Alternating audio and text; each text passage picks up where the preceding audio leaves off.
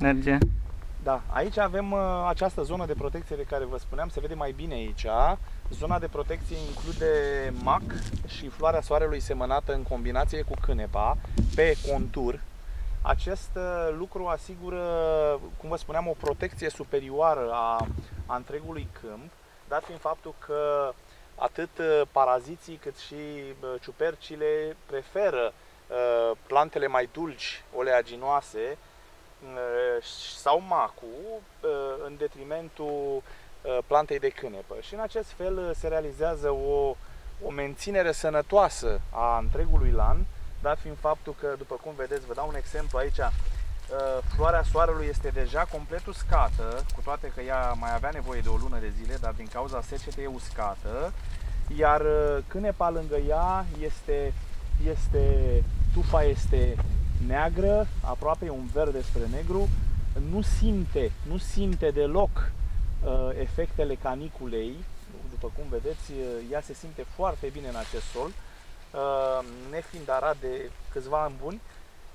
Floarea soarelui asigură această găzduire, aș putea spune, a insectelor și se poate vedea că o serie întreagă de ciuperci și de tot felul de dăunători specifici culturii mari se găsesc și se lipesc de aceste bariere, să spun.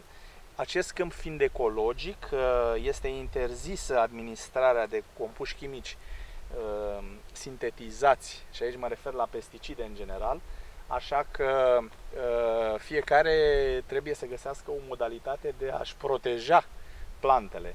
Și în acest fel, după cum vedeți, un clar exemplu, nu există un atac de insecte sau de alți dăunători pe planta de cânepă, ceea ce este un avantaj cert. În acest fel, de fapt, nefiind nevoie de produse chimice pentru protecția plantelor în această cultură, cu toate că dacă n-ar fi existat această margine de protecție și aceste buruieni care mai cresc, uitați aici, avem un fir de costrei, vă dau un exemplu, atunci aici se poate vedea, de exemplu, pe costrei cum se instalează această fuzarioză. Da? Asta este un fusarium aici. Dacă nu ar exista această protecție, atunci o mare parte din plantele de cânepă ar fi atacate de dăunători, de la ploșnița grâului până la cam toate atacă, pentru că toate au nevoie să se hrănească. Cu toate că această plantă de cânepă nu este foarte gustoasă și reușește să țină dăunătorii departe prin compușii chimici pe care îi produce, ea este totuși atacată.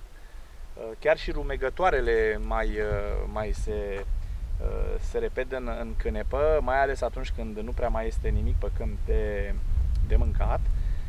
Și cu toate că există o formațiune silicoasă sub fiecare frunzuliță, care poate fi văzută la microscop sub forma unor cârlige, această plantă tot este mâncată de rumegătoare. Avem în